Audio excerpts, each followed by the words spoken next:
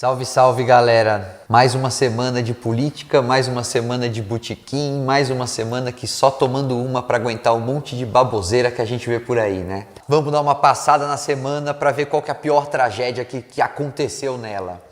Nós tivemos desde um prefeito da maior capital da América Latina oferecendo ração para pobre, até porque, né? Senhor prefeito, pobre não tem hábito alimentar, né? Mas isso é outra história, outra conversa, é outro papo, que isso aí fica para 2018, né? Quem sabe até lá eles comem alguma coisa. Teve ministro perguntando ou revisando, melhor perguntando nada, porque eles não perguntam nada, mas revisando ou tentando mostrar pra gente que trabalho escravo não é nada disso que a gente está pensando. Talvez, eu não sei o que passa na cabeça desse pessoal, mas sei lá, talvez seja essa questão do... Você vai trabalhar em algum lugar e, aproveitando a história do Halloween, né, vão te pagar com doces e travessuras, em vez de te pagar o seu salário, todas as questões certinhas, né? E tivemos o salvamento, a maior manobra política da nossa atualidade. Nosso querido presidente Michel Temer tá quase pedindo música no Fantástico. Se fosse cavalinho, tava pau a pau com o Corinthians ali, viu? Mais uma vez ele escapa, nosso grande coringa da política brasileira escapa mais uma vez de uma denúncia de corrupção. Não sei o que falta para pegarem ele. Talvez o que falta para pegarem ele é o que anda sobrando em Brasília, que é dinheiro para emenda parlamentar, né? Segundo os deputados, a inocência do presidente da República, onde eles pediram o arquivamento de mais uma denúncia. 200 e poucos deputados falaram que não era caso para falar que o presidente era corrupto e merecia ser afastado, mas teve algumas coisas que chamaram atenção nessa denúncia em si. Eu particularmente já vi deputado votar pela família brasileira, já vi deputado votar pela moral, já vi deputado votar por Deus, já vi deputado votar por uma série de coisas, mas dessa vez eu tenho para mim que teve um monte de deputado que deve ter falado que votou pelo progresso do país. Eu voto pelo arquivamento da denúncia, mas que no fundo pensou assim, por aquela emenda parlamentar que o senhor me liberou, eu voto pelo arquivamento dessa denúncia.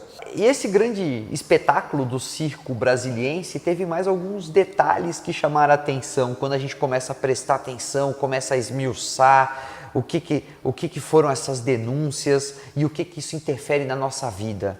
75% desses deputados que votaram pelo salvaguarda do presidente da República, receberam mais de 6 milhões em emenda parlamentar, né, para suas regiões. É legal lembrar que ano que vem tem eleição e que emenda parlamentar é uma forma daquele deputado se manter a ligação com a sua base, né, com a sua população, com o seu curral, vamos falar assim, né. Outro número que chamou muita atenção foi que mais de 60% desses votos favoráveis à manutenção do querido presidente, que por sinal estava doente, eu espero no fundo do meu coração que ele tenha melhorado, foram de bancadas tidas tradicionais, né? Bancadas tidas como bancadas conservadoras, como é o caso da bancada evangélica, como é o caso da bancada do agronegócio, e como é o caso da bancada da bala, né? Outro dado interessante que chama a atenção, nosso querido professor de Direito, chefe do Executivo Nacional,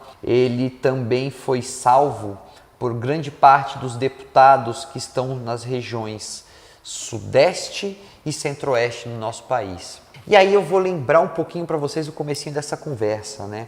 Lembra quando eu falei que uma das coisas que aconteceu essa semana foi que tentaram rasgar a Lei Áurea, esconder, passar borracha, fazer alguma coisa para falar que trabalho escravo não é nada disso que a gente pensa? Um dos maiores lobistas, um dos maiores lobbies para manutenção, para revisão dessa legislação, está exatamente na bancada do agronegócio, nessas bancadas do Centro-Oeste, é onde estão concentradas as maiores denúncias de trabalho escravo no nosso país.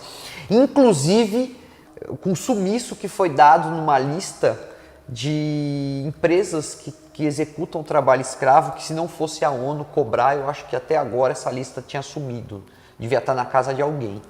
E agora, graças a Deus, apareceu, espero que atualizada. E uma outra coisa que chama muita atenção dessa construção da votação favorável ao Temer, que aí fica mais como uma dúvida mesmo e não como uma resposta em definitivo, é que essa mesma região, essas mesmas bancadas, esses mesmos partidos que compõem essa base aliada, eles também salvaram um pouco antes, o Aécio, vítima de denúncias também, segundo eles infundadas, e que apontavam para mais corrupção. É interessante pensar, e aí é o que tá na minha cabeça o dia inteiro, tá a semana inteira, é o seguinte: como fica a Lava Jato nisso tudo? Qual que é o impacto dessa movimentação, dessas coligações, desses partidos, desses deputados? Como que a Lava Jato segue daqui em diante? Ela continua, ela acaba, ela sai mais enfraquecida. Toda vez que ela cair dentro de uma das casas legislativas, ela cai por terra. Como vai ser a reação do judiciário em relação a esse salva-conduto que foi dado mais uma vez? É uma pergunta que talvez a gente não tenha respostas de forma imediata, ou nós poderemos ver aos poucos as notícias sendo trocadas de denúncias de corrupção por notícias de melhora da economia ou redução dos juros, né? Aí fica a critério de cada um do que cada um gosta. Como diria um bom amigo meu, cada um tem o Trump que merece, né? Então, salve lá, galera. Boa noite e até mais.